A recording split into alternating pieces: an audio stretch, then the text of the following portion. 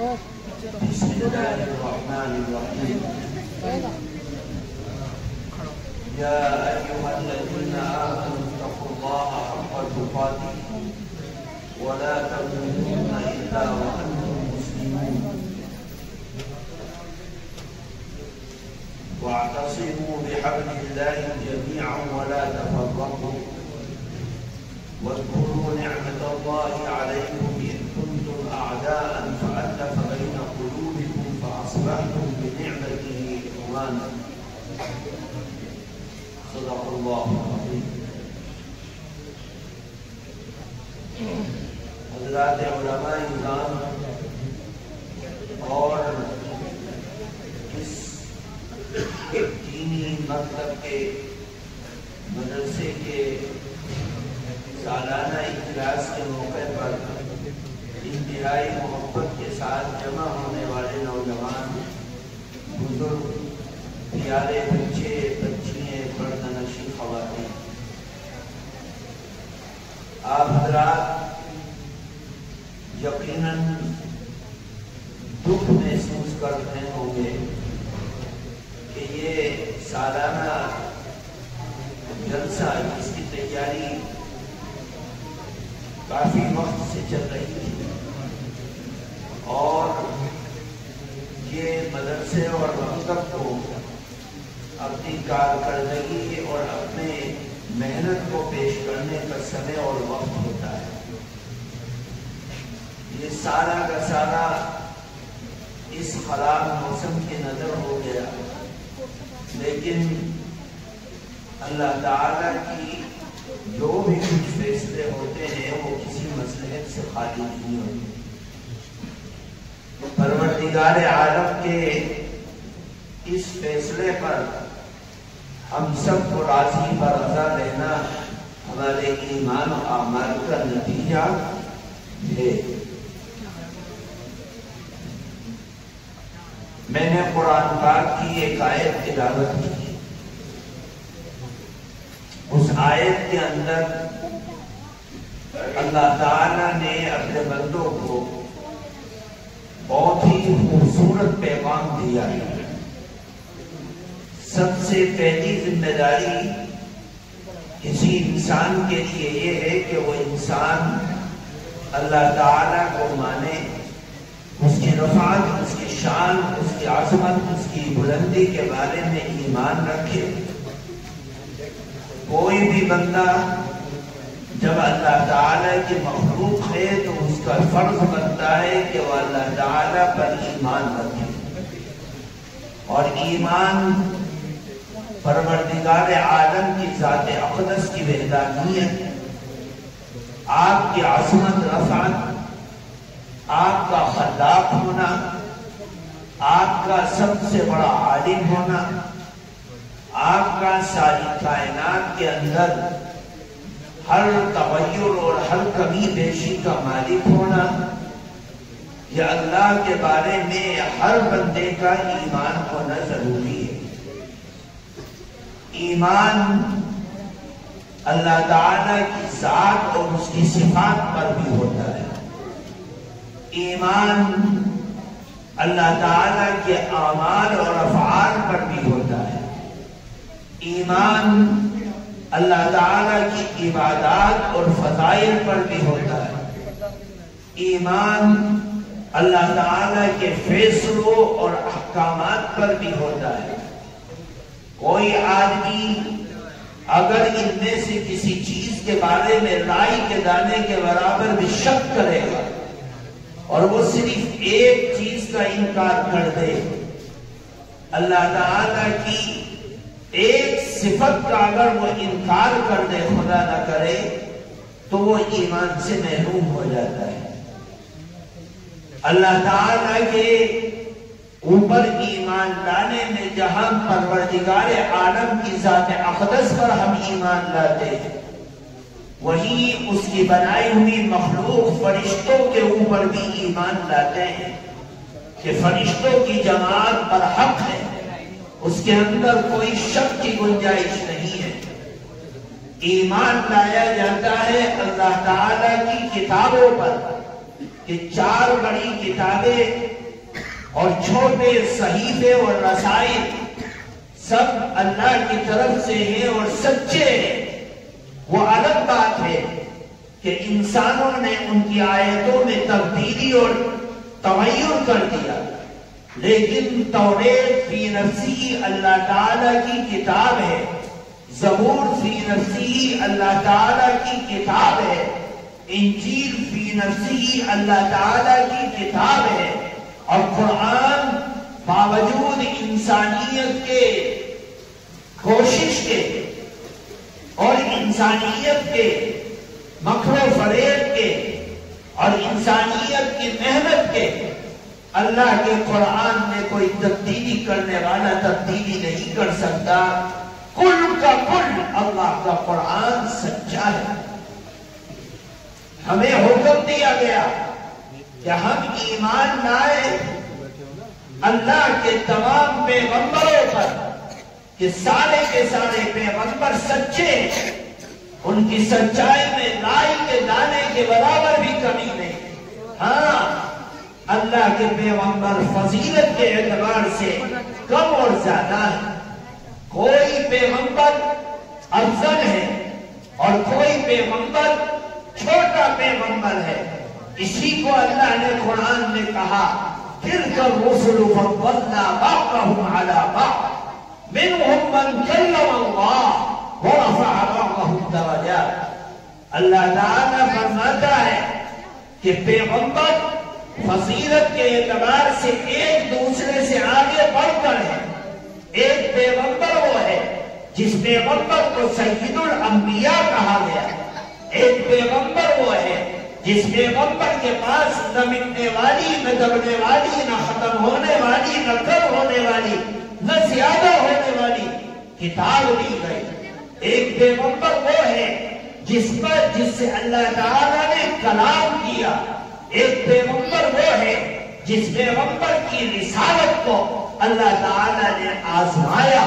ایک پیغمبر وہ ہے جس پیغمبر کا نام اور اس کا واقعہ اللہ نے قرآن میں بیان کیا۔ اس طریقے سے پیغمبروں میں ایک دوسرے سے آگے بڑھ کر اللہ تعالیٰ نے مقام اور مرتبہ رکھا ہے، لیکن پیغمبرانہ شان کے ساتھ ہر نبی برحق ہے اور اس کے اوپر ایمان لانا، اس کی رسالت کا اقرار کرنا، اس کی پیغمبری کا اقرار کرنا، اس کی عظمت کا اقرار کرنا، اس کی معصومیت پر ایمان لانا ہر مسلمان کا فرض بنتا ہے۔ اس میں کوئی رائی کے دانے کے برابر شک نہیں ہے۔ ہمیں حکم دیا گیا کہ ہم ایمان لائیں اس بات پر کہ ہمارے ساتھ اگر بھلائی ہو تو بھی اللہ کی طرف سے ہے، اگر برائی ہو تو بھی اللہ کی طرف سے ہے، وَالْقَدْرِ خَيْرِهِ وَشَرِّهِ مِنَ اللَّهِ تَعَالَى، ہماری زندگی کی اچھی تقدیر ہو وہ بھی اللہ کی طرف سے ہے، ہماری زندگی میں بری تقدیر ہو وہ بھی اللہ کی طرف سے ہے۔ اس میں رائی کے دانے کے برابر بھی کوئی شک کی گنجائش نہیں۔ اللہ شر کا بھی مالک ہے اور خیر کا بھی مالک ہے۔ ہمیں حکم دیا گیا کہ ہم ایمان لائیں اللہ تعالیٰ کے اس فیصلے کے دن پر جس دن اللہ تعالیٰ ہمیں پیدا کرے گا، مرنے کے بعد ہم قبر میں دفنا دیے گئے، ہماری گوشت کو مٹی نے کھا لیا، کیڑوں نے کھا لیا، ہماری کھال کو مٹی نے چاٹ دیا، ہماری قبروں کے نشانات مٹ گئے، ہماری ہڈیاں رات کا ڈھیر بن گئی، ہماری ہڈیاں مٹی کے ذرات میں مکس ہو گئی اور ہمارا وجود ختم ہو گیا۔ لیکن اللہ تعالیٰ قیامت کے دن ہمیں قبروں سے کھڑا کرے گا۔ یوم تشقق الارض عنهم سراعا، یوم تشقق الارض، زمینیں پھٹ جائیں گی، قبریں پھٹ جائیں گی اور مردہ اس کے اندر سے کھڑا ہوگا اور اللہ تعالیٰ اس کو ہانک والے فرشتے ہانکیں گے اور ہانک کر اس کو میدان محشر کی طرف لے جائے گا۔ وہاں جانے کے بعد اس کے سامنے وَعُرِضُوا عَلَىٰ رَبِّكَ صَفًّا وَعُرِضُوا عَلَىٰ رَبِّكَ صَفًّا، اپنے پروردگار کے سامنے سب بسب انسانوں کو پیش کیا جائے گا۔ یہ مجرموں کی جماعت ہے، یہ فاسقوں کی جماعت ہے، یہ کافروں کی جماعت ہے، اور یہ سامنے والے آ رہے ہیں جو مومنین متقین پرہیزگار لوگوں کی جماعت ہے۔ اللہ تعالیٰ نے اپنے بندوں کو حکم دیا کہ ان چیزوں پر ایمان لاؤ۔ مشرکین مکہ نے اللہ کے نبی سے کہا ہم ایمان لائے کہ اللہ ایک ہے، چلو ہم یہ بھی مان لیا کہ آپ اللہ کے پیغمبر ہیں، ہم نے یہ بھی مان لیا کہ اے محمد تمہارے اوپر جو کتاب نازل ہوئی وہ کتاب پر حق ہے، لیکن اے محمد بھلا ہم یہ کیسے مان لیں کہ ایک آدمی مر گیا، اس کو قبرستان میں دفنا دیا، اس کی کھال مٹی بن گئی، گوشت مٹی بن گیا، ہڈی اس کی ختم ہو گئی، اس کے جسم کا ایک ایک انگ مٹی نے اور جانوروں نے کھایا، پھر وہ قیامت کے دن کھڑا کر دیا جائے اور اس سے حساب کتاب لیا جائے، ہمیں یہ چیز سمجھ میں نہیں آئی۔ اللہ تعالیٰ نے ان کا جواب فرمایا کیف تکفرون باللہ وکنتم امواتا فاحیاکم ثم یمیتکم ثم یحییکم ثم الیہ ترجعون، تم کیسے انکار کرتے، تم کچھ بھی نہیں تھے، چند قطروں کی شکل میں تمہیں دنیا میں بھیجا اور پھر ان قطروں سے تمہاری آنکھ، ناک، کان، زبان سب بنا دیا۔ قتل الانسان ما اکفرہ من ای شیء خلقہ من نطفة خلقه فقدرہ ثم السبیل یسرہ ثم اماتہ فعقبرہ ثم اذا شاء انشرہ۔ اللہ نے انسانیت کی زندگی کے ایک ایک پہلو کو ان آیتوں میں کھول دیا۔ انسان کے لیے ہلاکت ہو، کس چیز کا انکار کر رہا ہے؟ قیامت کا کہ کچھ بھی نہیں تھا، ہم نے اس کو بنایا اور ماں کے پیٹ سے بنا کر اس کو خوبصورت بنا کر بھیجا اور پھر اس کو بڑا کیا، جوان کیا، بوڑھا کیا، مات کیا، قبر میں چلا گیا، پھر اس کے بعد ہم نے اس کو قیامت کے دن ہم کھڑا کر دیا۔ یہ ہماری طاقت ہے، ہم کھڑا کر دیں گے اور پھر وہاں کھڑا کر کے اللہ کیا کرے گا؟ اللہ فرما رہا ہے لَقَدْ جِئْتُمُونَا كَمَا خَلَقْنَاكُمْ أَوَّلَ مَرَّةٍ، جیسے ہم نے پہلے پیدا کیا دوبارہ تمہیں لا کر کھڑا کر دیں گے، اور لَقَدْ جِئْتُمُونَا كَمَا خَلَقْنَاكُمْ أَوَّلَ مَرَّةٍ بَلْ زَعَمْتُمْ أَن لَّن نَّجْعَلَ لَكُمْ مَوْعِدًا، ہم وعدے کے دن کو نہیں لائیں گے، اس کے بارے میں تم ہمیشہ بدگمان رہتے تھے۔ ہرگز نہیں آئے گا ایک دن جب لا یغادر صغیرۃ ولا کبیرۃ الا احصاها، اس دائیں کاندھے پر لکھنے والا فرشتہ موجود ہے، اس بائیں کاندھے پر لکھنے والا فرشتہ موجود ہے، اور یہ کرامن کاتبین ہماری اچھائیوں کو، ہماری برائیوں کو لکھ رہے ہیں، اور وہ لکھ کر کتابوں کے اندر رجسٹروں میں اس کو ثبوت کے طور پر رکھے ہوئے ہیں۔ جب قیامت کا دن آئے گا وہ رجسٹر کھل جائے گا، اور رجسٹر کھلیں گے تو اللہ کا قرآن کہتا ہے جب کھلیں گے تو انسان کی آنکھیں پھٹی کی پھٹی رہ جائے گی، کہ وہ چھوٹی سی بات جس کو میں بھی نہیں جانتا، میں نے کیا اور کر کے بھول گیا، اس چھوٹی سی بات کو بھی اللہ نے رجسٹر میں لکھوا کر ثبوت قائم کر دیا۔ مشرکین مکہ اس کا انکار کرتے تھے، باوجود کہ اللہ کو مان لیا انہوں نے، نبی کو مان لیا، لیکن ایک چیز کا انکار کرنے کی وجہ سے وہ کافر رہے، مومن نہیں ہو سکے۔ میرے دوستوں بزرگوں، اللہ قرآن پاک کی اس آیت میں ایمان بنانے کی بات کرتا ہے۔ اے ایمان والو، اللہ سے ڈرو۔ جب تم ایمان کا کلمہ پڑھنے والے بن گئے، اب تمہارا فرض بنتا ہے کہ تم اس ایمان کو عمل کے تقاضوں میں اور ہمارے عمل کے رنگ میں رنگ کر اس دنیا میں زندگی گزارو۔ اور عمل کا تقاضا کیا ہے؟ اللہ سے ڈرنے والی زندگی بناؤ۔ اللہ سے ڈرنے والی زندگی کیا ہے؟ کہ کوئی آدمی ایمان کا کلمہ پڑھتا ہے اور عمل کی سعادت نہیں ملتی، اس کا مطلب یہ ہے کہ اس آدمی کے دل کے اندر اللہ کا ڈر نہیں ہے کہ اللہ پھر مجھے وجود بخشے گا اور کھڑا کر دے گا اور قبر سے باہر نکال دے گا اور قیامت کے دن لے جا کر میدان کارزار میں کھڑا کر دے گا اور حساب و کتاب ہو جائے گا اور ترازو قائم ہو جائے گا انصاف کا، اور اس وقت میرے پاس اگر کچھ نہیں ہوا تو کیا بنے گا میرا؟ اگر تقوی والی زندگی آ جائے اور مومن متقی بن جائے، اللہ سے ڈرنے والا بن جائے، تو وہ مومن اتنا طاقتور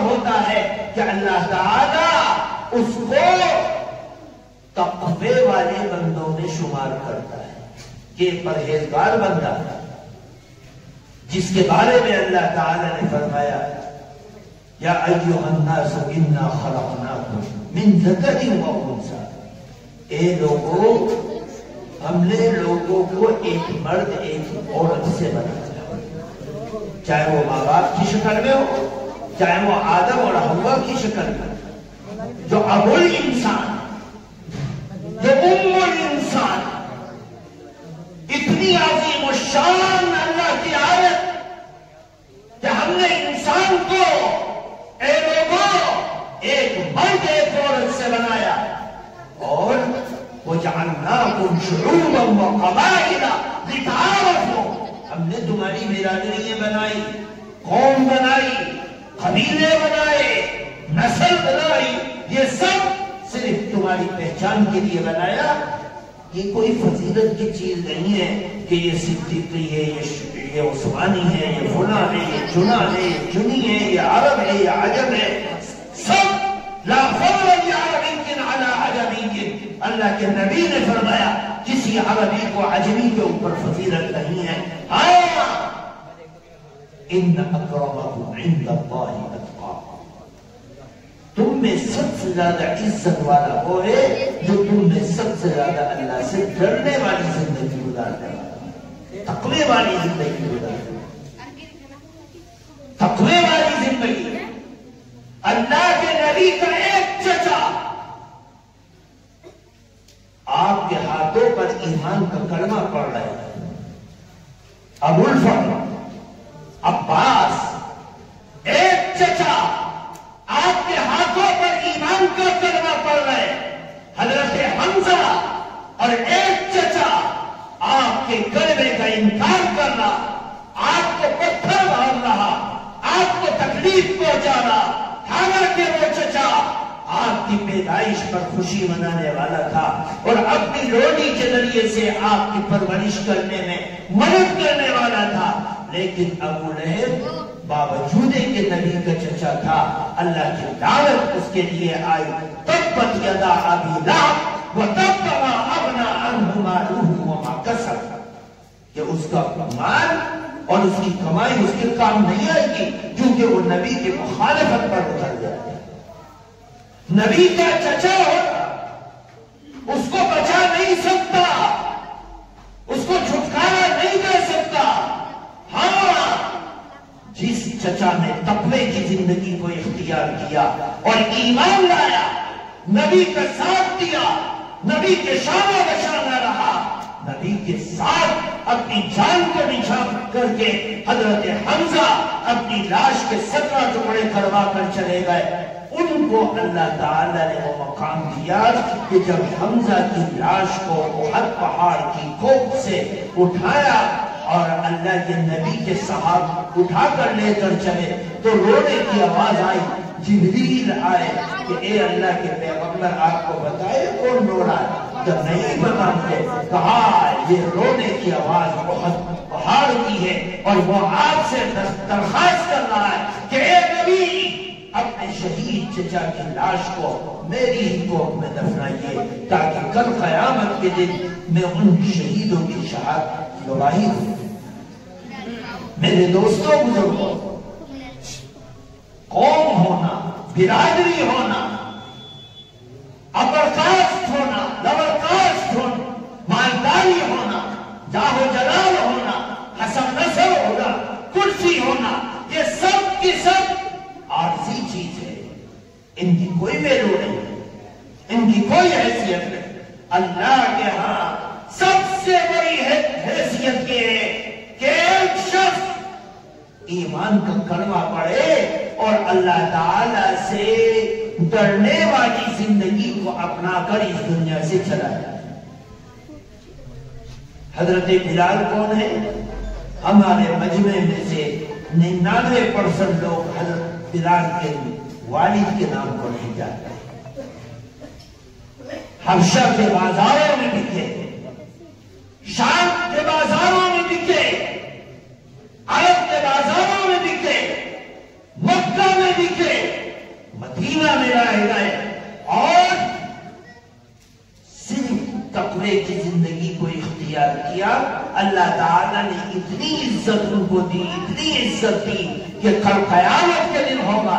اللہ کے نبی صلی اللہ علیہ وسلم نے ارشاد فرمایا کل قیامت کا دن ہوگا اور سب لوگ میدان محشر کی طرف پاپیانہ چلتے ہوں گے، ننگے پاؤں چلتے ہوں گے، ننگے بدن چلتے ہوں گے، اور اس وقت میری قبر پھٹے گی اور میں اپنی قبر سے کھڑا ہوں گا۔ میں جب نکل کر باہر کھڑا ہوں گا میرے سامنے ایک سواری لائی جائے گی جو جنت کی سواری ہوگی، اور اس سواری پر مجھے سوار کیا جائے گا اور اس سواری کی لگام نیچے پڑی ہوگی۔ جس کے ہاتھ میں نبی کی سواری کی لگام آ گئی، نبی پیچھے پیچھے ہوں گے، وہ آگے آگے ہوگا۔ بڑے سے بڑا مومن، بڑے سے بڑا خطب، بڑے سے بڑا غوث، بڑے سے بڑا صحابی، بڑے سے بڑا نبی کا خلیفہ یہ چاہے گا کہ آج یہ عزت کی سواری کی نکیر میرے ہاتھوں میں آ جائے، لیکن نہیں، جبریل آئیں گے کہ یا رسول اللہ آج آپ کی سواری کی نکیر بلال کے ہاتھ میں۔ جو غلام ہے اللہ نے عزت کی ایمان کی وجہ سے، تقوی کی وجہ سے، طہارت کی وجہ سے، جو مکہ کی گلیوں میں تپتی ہوئی ریت پر لیٹ کر انہوں نے ایمان کی حفاظت کی اور تڑپتے رہے، ایمان کا سودا نہیں ہونے دیا۔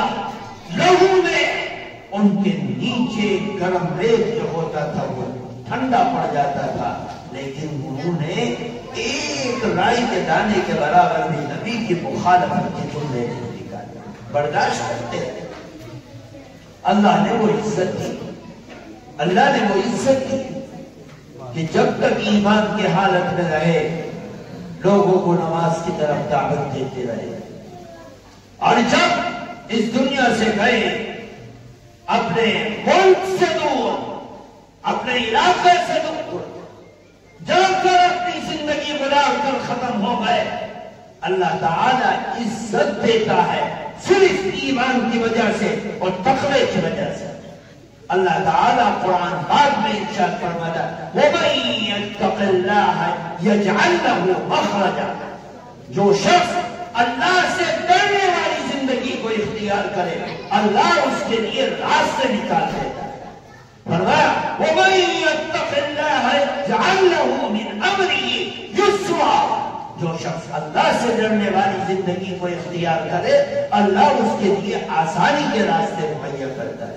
فرمایا اللہ تعالیٰ نے وَيَرْزُقْهُ مِنْ حَيْثُ لَا يَحْتَسِبُ، وَيَرْزُقْهُ مِنْ حَيْثُ لَا يَحْتَسِبُ، جو شخص اللہ سے ڈرنے والی زندگی کو اختیار کرے اللہ اس کو وہاں سے کھانے کو رزق پہنچاتا ہے جہاں سے اس کا گمان بھی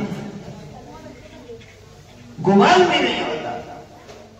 اور ہم دیکھتے ہیں کہ جو لوگ تقوی کی زندگی کو اختیار کرتے ہیں، جن کے بارے میں قرآن نے کہا يَحْسَبُهُمُ الْجَاهِلُ أَغْنِيَاءَ مِنَ التَّعَفُّفِ تَعْرِفُهُمْ بِسِيمَاهُمْ لَا يَسْأَلُونَ النَّاسَ إِلْحَافًا۔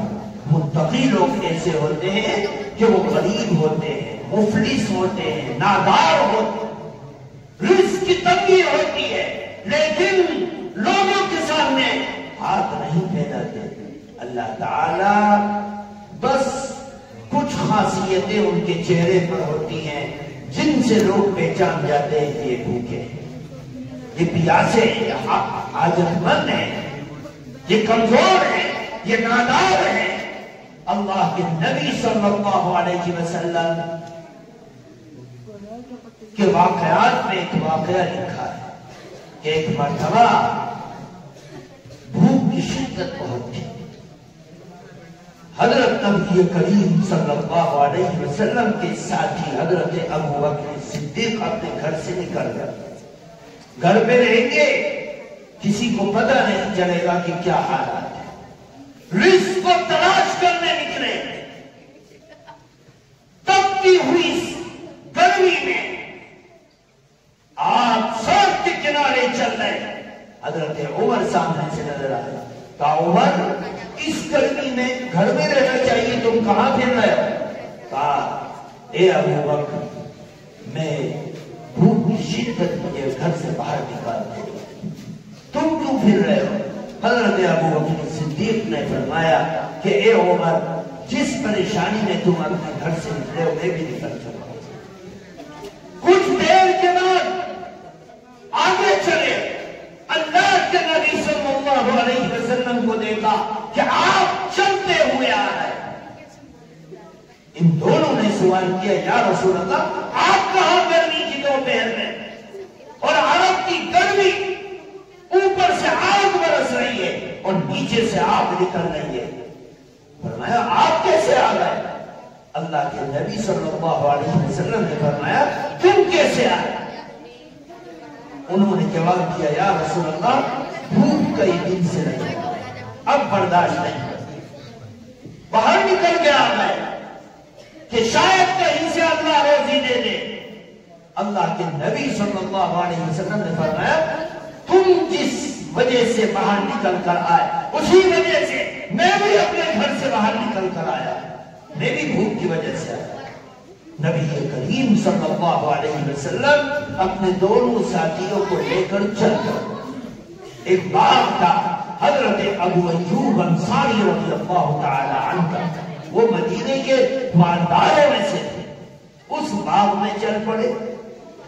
جب باغ کے قریب آئے بچوں نے کہا ابو ایوب کو اے ابو ایوب اللہ کے پیغمبر چلے آ رہے ہیں۔ وہ دوڑتے ہوئے باہر آئے اور اللہ کے نبی صلی اللہ علیہ وسلم سے سلام کر کے مصافحہ کر کے آپ کو لے کر باغ میں گئے۔ باغ میں جب گئے انہوں نے پہچان لیا کہ یہ تینوں آدمی بھوکے ہیں۔ اللہ کے نبی صلی اللہ علیہ وسلم کو بٹھایا اور ایک بکری کا بچہ ذبح کر کے اس کو بھنوایا اور بھنوا کر لے کر آیا، رکھ دیا سامنے۔ اللہ کے نبی اس کو دیکھ رہے ہیں، آپ نے اس کا ایک دست ایک ہاتھ اس میں سے توڑا اور توڑ کر کہا اے ابو ایوب میری بیٹی فاطمہ کئی ہفتوں سے بھوک کی شدت میں پریشان ہے، اگر تمہاری اجازت ہو تو اس کو بھیج دیا جائے۔ انہوں نے اجازت دے دی یا رسول اللہ دسترخوان میرا، آپ مالک ہیں، یہ شدت اور یہ تقوی کی وجہ سے ورنہ ساری دنیا کی دھن دولت اللہ ان کی چاہت کو اور ان کی ایک اشارے کو سمجھنے کے لیے اور عمل کرنے کے لیے بے چین اور بے قرار ہے، لیکن نہیں، امت کو درس دینا تھا کہ تقوی کی زندگی کو اختیار کرو گے آزمائشیں آئیں گی، پریشانیاں آئیں گی، دقتیں آئیں گی، الجھنیں آئیں گی، گے اور آگے بڑھو گے تو یاد رکھو کہ تم ایسا قدم جما کر رکھو گے کہ اس قدم کو ہلانے والی طاقت دنیا میں کوئی نہیں۔ میرے دوستوں بزرگوں، تقویٰ بہت بنیادی چیز ہے، بہت بنیادی چیز ہے۔ ہمارے بہت سے بڑے جنہوں نے سب کچھ ہونے کے باوجود تقوی کی زندگی پر اختیار کیا، ایک چیز تو یہ ہے کہ ہم ایک کام کو کرتے کہ بھئی چلو جائز ہے یہ کر لو، لیکن ایک کام جائز تو ہے لیکن تقوی کا تقاضا یہ ہے کہ نہ کیا جائے، تو اب اس کے اندر انسان کو آزمایا جاتا ہے کہ یہ کتنا بڑا متقی ہے، یہ کتنا بڑا تقوی والا ہے۔ ہمیں سب کو پتا ہے کہ ہم تقوی والی زندگی جبھی اپنا سکتے ہیں جب کہ ہمارے دل کے اندر اللہ تعالیٰ کا ڈر اور خوف ہوگا، ہم اللہ تعالیٰ کے ماننے والے ہوں گے، اللہ تعالیٰ کو جاننے والے ہوں گے، اللہ تعالیٰ کی محبت اپنے دل میں رکھیں گے تو ہم متقی بن جائیں گے۔ اللہ تعالیٰ نے قرآن پاک کو متقیوں کی ہدایت کا ذریعہ بنایا، کیا فرمایا؟ الف لام میم ذالک الکتاب لا ریب فیہ، اس کتاب میں کوئی شک نہیں، ہدی للمتقین۔ قرآن پاک جتنا زیادہ متقی آدمی پڑھے گا اس کی ہدایت کا ذریعہ قرآن کی ایک آیت بنتی چلی جائے گی۔ اللہ تعالیٰ یوں فرما رہا ہے کہ قرآن کا سب سے بڑا فائدہ اس شخص کو ہوتا ہے جو اللہ سے سب سے زیادہ ڈرنے والا ہو، اور جو ڈرنے والا نہ ہو، اللہ کے نبی صلی اللہ علیہ وسلم نے فرمایا کہ قرب قیامت میں لوگ قرآن تو بہت اچھا پڑھیں گے لیکن وہ قرآن ان کے حلق کی ہڈی سے نیچے نہیں اترے گا۔ قرآن تو اچھا پڑھ رہا ہے لیکن عمل بے حیائی کا، بے غیرتی کا، چوری کا، بے ایمانی کا، جھوٹ کا، فریب کا، دھوکے کا، اللہ کو ناراض کرنے والا عمل ہوگا جو قرآن کے بالکل مخالف ہوگا۔ قرآن پڑھنے میں بہت اچھا ہے لیکن عمل کرنے کے اعتبار سے صفر، زیرو۔ اسی کو اللہ کے نبی نے فرمایا قرآن ان کے حلق سے نیچے نہیں اترے گا۔ میرے دوستوں بزرگوں، تقوی کی زندگی کو اختیار کرنا ہم سب کی ذمہ داری ہے۔ آگے تیسری چیز اللہ تعالی نے فرمائی وَلَا تَمُوتُنَّ إِلَّا وَأَنْتُمْ مُسْلِمُونَ۔ اے ایمان والو، اے متقی بندو، تم اللہ سے جتنا ڈرنے کا حق ہے ڈرو، اور تمہاری موت ہرگز بھی بنا ایمان کے نہ آ جائے۔ اب بدلاؤ موت کا وقت کسی کو پتا ہے؟ اللہ کے نبی صلی اللہ علیہ وسلم نے فرمایا قیامت کے قریب ایسا زمانہ آئے گا کہ صبح کو انسان مومن ہونے کی حالت میں بیدار ہوگا اور شام کو کافر ہو جائے گا۔ یصبح مومنا ویمسی کافرا، شام کو مومن سوئے گا اور صبح کو جب بیدار ہوگا کافر ہوگا۔ اللہ کے نبی صلی اللہ علیہ وسلم یہ فرما رہے کب 1445 سال پہلے کب ہوئے، اور آج ہم دیکھ رہے ہیں کہ ہم منٹوں سیکنڈوں میں گناہ کر لیتے ہیں۔ یہ موبائل کا گناہ منٹوں میں انسان کو کافر بنا دیتا ہے، منٹوں میں۔ ایک شخص قرآن پاک کی تلاوت کر رہا ہے موبائل اور وہ قرآن پڑھتا ہے، اچانک قرآن کے ورق پلٹتے ہوئے ایک جو تائز آتا ہے اور کوئی لڑکی اس کے سامنے آ کر قرآن کے ورق کے اوپر چسپا ہو جاتی ہے۔ منٹوں میں نیکی کرنے والا گناہ میں مبتلا ہو جاتا ہے، بے حیائی میں مبتلا ہو جاتا ہے، بے غیرتی میں مبتلا ہو ہو جاتا ہے، اور کتنی ویڈیوز ایسی ہیں جو ہمیں کفر کی طرف لے جاتی ہیں، ہمیں کافر بنا دیتی ہیں، اور خاص طور سے ہمارا مزاج یہ بن گیا ہے کہ ہم جب عشاء کے بعد اپنے بستر پر سونے کے لیے جاتے ہیں تو ہمارے نبی نے کیا کہا؟ علماء سے پوچھو، وہ کہیں گے کہ بھئی آیت الکرسی پڑھ کر سو، شیطان کے اثرات سے محفوظ رہو، شیطان اور جنات تمہارے اوپر حملہ نہیں کر سکتا اگر سوتے وقت آیت الکرسی پڑھو گے۔ فرمایا جب سونے لگو تو عشاء کی نماز کے بعد سونے سے پہلے جو شخص سورہ ملک کی تلاوت کر کے سوئے، یہ سورہ ملک اتنی طاقتور ہے کہ اس کو جنت جب تک جنت میں داخل نہیں کر دے گی اس وقت تک اس کا ساتھ نہیں چھوڑے گی۔ اگر عشاء کے بعد پڑھنے کا معمول ہے، عشاء کی نماز کے بعد سونے سے پہلے پڑھنے کا معمول ہے، تو جب تک جنت میں بندہ داخل نہیں ہو جائے گا اس وقت تک سورہ ملک اس کا ساتھ نہیں چھوڑے گی۔ اللہ کے نبی صلی اللہ علیہ وسلم کی شریعت کیا کہہ رہی ہے کہ جب سونے لگو سبحان اللہ وبحمدہ سبحان اللہ العظیم کی تسبیح پڑھ کے سو۔ جب سونے لگو تیسرا کلمہ سبحان اللہ والحمد للہ ولا الہ الا اللہ واللہ اکبر ولا حول ولا قوت الا باللہ العلی العظیم کی ایک تسبیح پڑھ کے سو۔ اگر یہ بھی نہ کر سکو تو 33 مرتبہ سبحان اللہ الحمدللہ اللہ اکبر پڑھ کر سو۔ یہ معمولات متقین میں سے ہیں، متقیوں کے معمولات۔ اور ہمارے کیا معمولات ہیں؟ ہم جب جاتے ہیں اپنے بستر پر تو ہمارا آخری کام یہ ہوتا ہے کہ ہم اپنے موبائل کو دیکھتے دیکھتے سو جاتے ہیں۔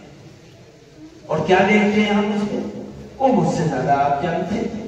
ہماری نوجوان نسل، ہمارے بچے، ہمارے پوتے، ہمارے نواسے ساری دن مغرماری کرتے ہیں دکانوں میں، مکانوں میں، گلیوں میں، کھیتوں میں، کاروبار میں، فیکٹریوں میں، اور جب اللہ سے کنیکشن جوڑنے کا وقت آتا ہے تو ہم گناہ کر کے ہم اس بستر پہ سوتے ہیں تو ساری رات گناہی ہمارے خواب میں اور سپنوں میں آتا ہے۔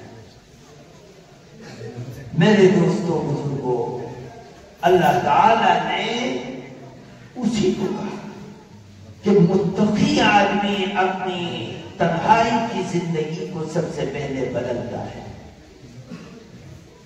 اور وہ اس زندگی میں آج تو مصیبت یہ ہے کہ کانوں میں لیڈ لگا لیتے ہیں اور پلسر اور دوسری بائک کے بس ریس دیتے رہ کے چلتے رہتے ہیں، اور خدا نہ کرے سینکڑوں واقعات ایسے کہ ایکسیڈنٹ ہو جاتا ہے اور کانوں میں لیڈ لگی رہتی ہے، وہ مر بھی جاتا ہے۔ ہمارے علاقے میں ایک گاؤں کا تھا بیچارہ، وہ ٹرالی چلا رہا تھا، پپلر بھرا ہوا تھا پیچھے اور کانوں میں لیڈ لگی ہوئی تھی۔ اب وہ چل رہا ہے، اچانک سڑک کے کنارے گڑھے میں کونٹروں کی ٹرالی گر گئی اور ٹرکٹر کے پیچھے وہ دبا، اوپر سے لکڑی آ گئی اور تب ڈوب کے اس دنیا سے چلا گیا۔ لوگوں نے، گھر والوں نے تلاش کیا، جب اجالا ہوا تو دیکھا کہ ٹرکٹر حادثے کا شکار ہو گیا۔ وہ لکڑی ہٹائی، ٹرالی ہٹائی، ٹرکٹر ہٹایا، اندر دیکھا اس کا حال ختم ہو چکا تھا، دنیا سے جا چکا تھا۔ اس کی لیڈ کانوں میں لگی ہوئی تھی، جب لیڈ نکالنے والے نے سنا تو اس کے اندر گانے چل رہے تھے۔ کیا موت ہے؟ اللہ ہماری حفاظت، اللہ ہماری حفاظت۔ اے نوجوانوں، اللہ قرآن میں اسی کو کہتا ہے، لا تموتن الا وانتم مسلمون۔ اے ایمان والو، اے متقیوں، اے اے پرہیزگاروں، تمہاری موت صرف اسلام کی حالت میں آنی چاہیے کہ تم سچے پکے مسلمان ہو۔ اللہ آگے فرماتا ہے جو ہمارے سماج کی ذلت و رسوائی کا سبب ہے اس کو بتلاتا ہے، اور وہ کیا ہے؟ اللہ اس کی دعوت دیتا ہے، اے ایمان والو اللہ کی رسی کو یکجٹ ہو کر مضبوطی سے تھام لو، وَاعْتَصِمُوا بِحَبْلِ اللَّهِ جَمِيعًا وَلَا تَفَرَّقُوا، آپس میں انتشار مت کرو۔ آج ہمارے آپس کی نا اتفاقیوں نے ہمیں ذلیل کر دیا کہ بھئی فلاں کے بعد بہت جائیداد آ رہی، فیکٹریوں سے مال لاتا ہے اور اس کے مال میں برکت ہوتی ہے اور وہ مال بڑھتا ہے، اس کو ذلیل کرنے کے لیے جس فیکٹری سے وہ مال اٹھاتا ہے اسی فیکٹری میں جا کر مالک سے شکایت کرنا، اس کی چغلی لگانا، اس کو برباد کرنا، اس کو ذلیل کرنا، یہ ہماری زندگی کا شیوا بن چکا ہے، اور ہم آپس میں ایک دوسرے کو اوپر نیچے کرنے کے لیے یہ سب حرکتیں کرنا کوئی بڑی بات نہیں سمجھتے۔ لاک ڈاؤن کے اندر 100% مسلمانوں کا محلہ اور مسجدیں بالکل آخری کنارے پر کم سے کم 50 مسلمانوں کے مکانات ڈھلان کر اور گزر کر جب جا کر مسجد کی چوکھٹ پر پہنچا جائے، لیکن اگر اس زمانے میں 5 آدمیوں نے 10 آدمیوں نے تراویح کے لیے مسجد کی چوکھٹ کھول کے تراویح پڑھنی شروع کر دی تو تھوڑی دیر میں پولیس مسجد کی چوکھٹ پر آ کر کھڑی ہو جاتی تھی۔ کون شکایت کرتا تھا؟ کون مخبری کرتا تھا؟ کون گندگی کرتا تھا؟ کون بے حیائی کرتا تھا؟ کون داغدار کرتا تھا؟ کون یہ چغلیاں لگاتا تھا؟ میرے اور تمہارے ایمان کا کلمہ پڑھنے والے وہاں تو کوئی نہیں تھا۔ یہ نا اتفاقی ہمیں ذلیل کر دیا، آپس کا بگاڑ ہمیں برباد کر رہا ہے، آپس کا جھگڑا ہمیں برباد کر رہا ہے، اور یہ ساری چیزیں ہو رہی ہیں، ہم اس کو محسوس نہیں کر پاتے۔ اللہ تعالیٰ اسی کو کہتا ہے یا ایھا الذین آمنوا اطیعوا اللہ واطیعوا الرسول ولا تنازعوا فتفشلوا وتذهب ريحكم واصبروا، اے ایمان والو اللہ کی اطاعت کرو، رسول کی اطاعت کرو اور آپس میں جھگڑا مت کرو۔ کیوں؟ آپس میں تم جھگڑا کرو گے سب سے برا کام یہ ہوگا تمہارے جھگڑے کی وجہ سے تمہاری ہوا اکھڑ جائے گی، تمہارا رعب ختم ہو جائے گا، تم ذلیل کر دیے جاؤ گے، تم تباہ ہو جاؤ گے، تم برباد کر دیے جاؤ گے۔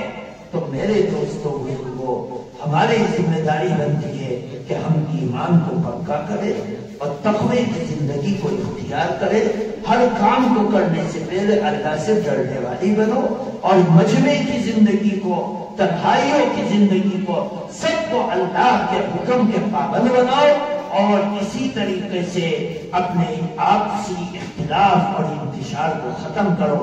اللہ تبارک و تعالی ہم سب کو سمجھنے کی توفیق عطا فرمائے۔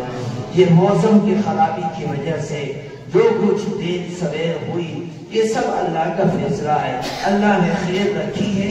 جو کچھ چھوٹی موٹی باتیں آپ کے کانوں میں پڑی یا پڑیں گی ان پر عمل کرنے کی کوشش کرو۔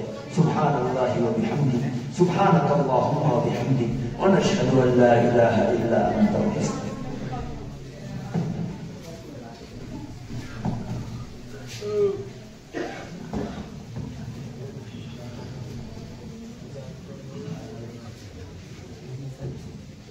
بھائی میں کیونکہ دور سے سفر کر کے آیا اور راستے بھی آج کل جام ہیں تو کہیں کہیں کو ہو کے جانا پڑے گا، اس لیے میں تو ابھی نکلوں گا۔ کوئی شخص یہاں